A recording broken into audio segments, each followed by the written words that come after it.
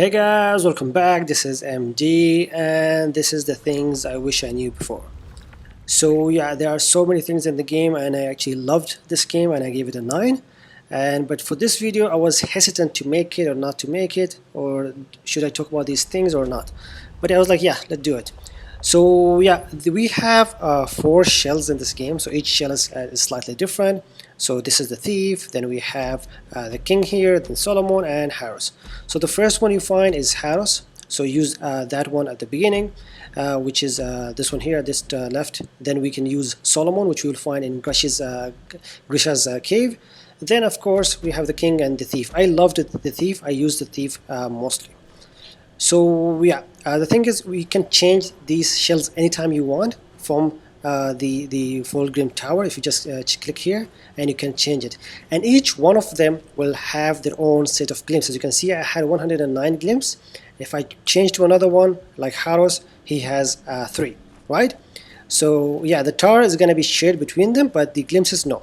And here, if you go to the top floor, we can actually switch between the weapons. So if you have unlocked the weapon, I'm going to talk about that, you can actually switch between the weapons from here, right? So these are the normal or the traditional options where we can change the shells and the weapon. But there are other ways as well. So if you go to the items, we actually have these items here to change the weapons. We have for all 4 weapons. So whenever we use them, we will change. So for example, like I'm now with the chisel and the hammer. So yes, already equipped. So if I use another one, I will. If I use the Mortis Shoal, I will change to the Mortis Shoal, and so on. So all these 4 can be used anywhere and anytime. And I'm going to show you where we will get them as well. As you can see, it's so simple. Just one use, and you will change the weapon, right? So how can we get this weapon? We will actually get this weapon from fighting these hardened bosses. So each area will have a hardened boss. So if you click on the book, fight the boss. When you fight the boss and when you're done, you will unlock the weapon itself. But as for the item to unlock is you can get it after completing an area. When you complete an area, if you kill the boss of that area, and as soon as you get out of their area and you get into Fulgrim, the first these stone chests, they will have the item. As you can see here, this is me in the fog form after beating the boss, and you will see these things will glow, and you will be able to pick these items, which we will be able to change the weapons from. As you can see here, this is it. This is what I got. As for the shells, yep, you can change the shells anytime as you want. You don't need to be in the Fulgrim. As you can see, these effigy dolls, these are drops from the monsters themselves. So as you can see now, I have TL already with me, so I can change it to another one, and you can actually get them from drops, or you can buy them from the corrupted sister. So here we are going to the Seat of Infinity area, but if you take left from here, we'll just continue all the way. I actually made a complete video on this, but let me show it to you guys here because I want to speak on about this. This is helpful for just I think 1 quest or 1 item. But if you want to change anytime you want, if you're not comfortable like with a boss or something, you can actually buy them here. One will cost you 1000 tar, and there's an infinite number of which you can buy. So you can buy as many as you want, and just before a boss or something, if you want to change from thief to, for example, Iridrum or Solomon, yeah, you can do that. Yep, simply as that, change it, and you'll be that shell. As for the upgrades, we will have in each playthrough, we will have around 10, especially the first player round, we will have 10 or 12, sorry, 12 or 11 quenching acids.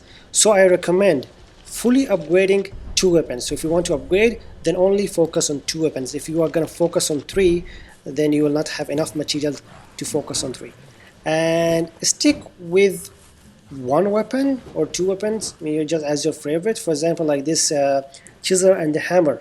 It's really good if you're going to be surrounded with enemies or something like that. You can use the resolve to actually attack them all. Since here I'm doing a second playthrough, the enemies are tough, but mostly you will be able to kill them all with these resolve attacks. So this weapon is actually awesome. We already made a guide on how to get that one if you want to check it out. But yeah, really awesome. My favorite weapon is this, but even though I didn't use it, right? But yeah, I was talking about the fog mode where we can collect these stone chests. You can actually go to the fog mode at your own will. As you can see here, this is the normal weather, and you will unlock fog mode after finishing or killing the first area boss, and you need to return the gland. And after returning the first gland, as you can see, these are the stone chests. This is the normal weather. So when you return the first gland, if you actually look at the first floor or the foreground tower, you will see this guy here. If you give him one glimpse, he will change the weather to fog mode. So of course this glimpse is non-returnable. So if you die, the fog mode will be gone, and you can give him another glimpse to return to normal. So the fog mode can be finished, or just finished by dying. It will like end, or by giving him another glimpse. So I think it's better to die or to end it. But as you can see, you can change the fog mode anytime at your own will. So let's go again to him. I'm gonna give him a glimpse. So as you can see, I have two with me, right? Two. Let me just show you something. Let me just get I just want to kill him so I can just get some tar. So you know, there was a point where I said that glimpse is each one of them will have their own glimpse, but for the tar is shareable between all of them. As you can see, I had two glimpses here. I'm just gonna go speak with Theros, or whatever his name is. So now I have one glimpse, and look at my tar. So if I go and change, for example, to TL, my glimpse will change to 109 because he had 109, but the tar will stay the same. As you can see, yep. So each one of the characters will have their own glimpses, but for the tar is shareable between all of them. So you can actually pick up one character, play the game, and then go to another one and upgrade it. Then I'm going to talk about the Ornament mask. You'll get the mask after fully upgrading a shell from the sister. But after using it, this is unlimited use. This is the fast travel. We actually made a full guide on this. As soon as you use it, as you can see, there's a buff on my health bar, or the resolve buff. As you can see, the plus. So if you use it, you'll immediately get a buff of XP buff. So now, within this minute or so, if you beat monsters, we will actually get extra, around 10% or 15% more tar from the normal monsters. So this is cool. You can actually travel to an area with monsters, and you will get this buff. It's not that much. I mean, it's not worth it if you're like with the load screens and all, but it's good to know, and sometimes it's really, it does help to get 50 or 100 in this game. Tar is pretty much scarce. The highest you get during a single playthrough is by the biggest monster is 150. This is normal monsters.